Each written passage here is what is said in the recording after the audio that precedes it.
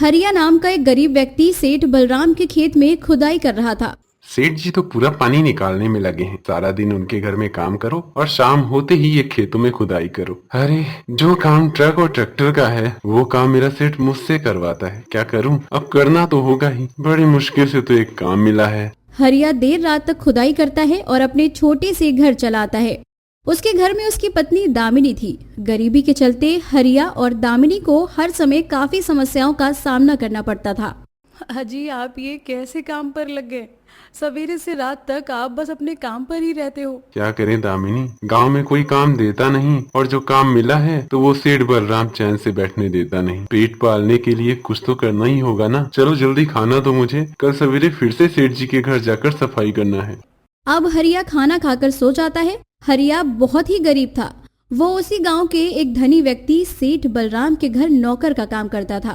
सेठ बलराम अपने बड़े से घर में अपनी पत्नी अंजलि के साथ रहता था। हरिया को बलराम के घर काम करते हुए 1 महीना होने को आया था।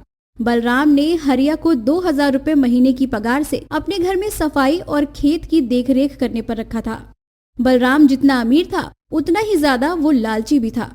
अगले दिन हरिया बलराम के घर आता है। हरिया, जल्दी से घर का सारा काम खत्म करके खेतों में खुदाई करने जाओ, वहाँ बहुत काम है। मालिक, आप किसी ट्रैक्टर से क्यों नहीं खुदाई करवा देते खेत में? खेत में खुदाई करते करते मेरी हालत खराब होने लगी है। ट्रैक्टर तो एक ही दिन में आपके खेत में खुदाई कर देगा ना। हरिया, ट्रैक्टर वाला 10,000 रुपए ले रहा है खुदाई के, और तुम तो 2000 में खेत की खुदाई भी करते हो और साथ साथ मेरे घर का काम भी कर रहे हो। इसीलिए तुम ही मेरे लिए फायदे का सौदा हो ना। हाँ समझ गया मालिक। इस गरीब को 2000 में पूरा चूस डालो पकड़कर, है ना? क्या कहा? मालिक, महीना होने को आया है, अगर पगार के पैसे मिल जाते तो अच्छा होता। देखो अभी बहुत ही तंगी चल रही है, थोड़े दिन रुक जाओ। हरिया बलराम के घर सफाई करने लगता है। देखते ही देखते 2 महीने बीत जाते हैं, पर अब तक बलराम ने हरिया के पैसे नहीं दिए थे।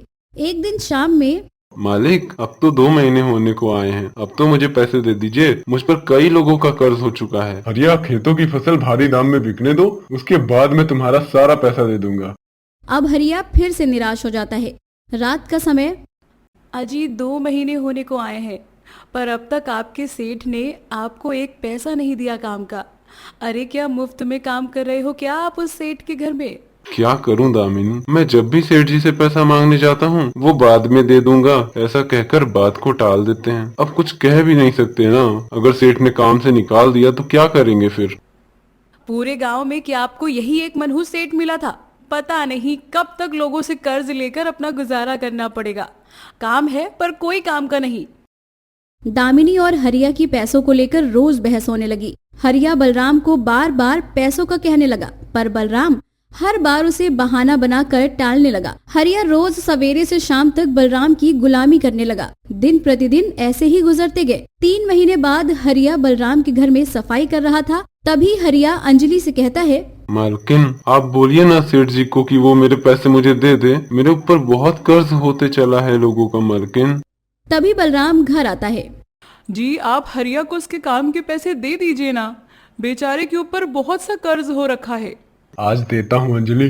सुन हरिया, खेत से बहुत सारा अनाज घर आने वाला है, तू जाकर घर के तहखाने की सफाई कर दे। बरसों से तो वो तहखाना बंद पड़ा है। इस बार की फसल घर में रखने के बजाय हम तहखाने में रखेंगे। हरिया बलराम के घर के पुराने तहखाने में आता है, जहाँ कई सारी पुरानी चीजें पड़ी थी।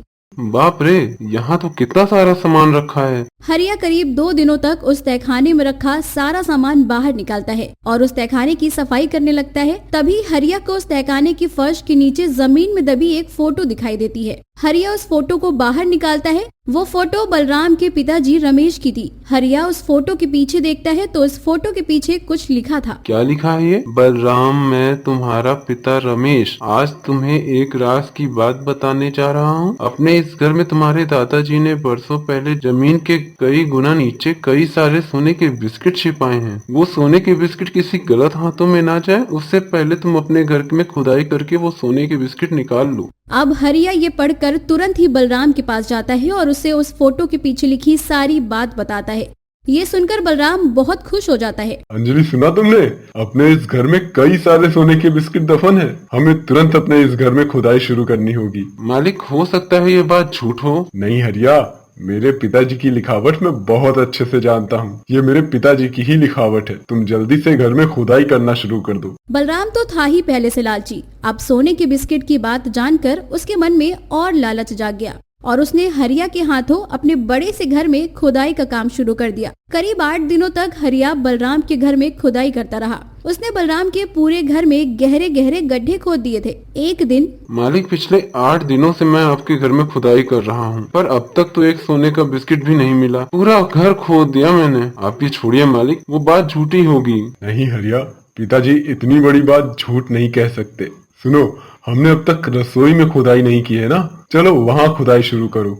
बलराम के कहने पर हरिया रसोई में खुदाई करना शुरू कर देता है। वहाँ थोड़ा गड्ढा खोदने पर ही कई सारे 100 से 200 सोने के बिस्किट निकल आते हैं। अरे मालिक, निकल गए सोने के बिस्किट। क्या?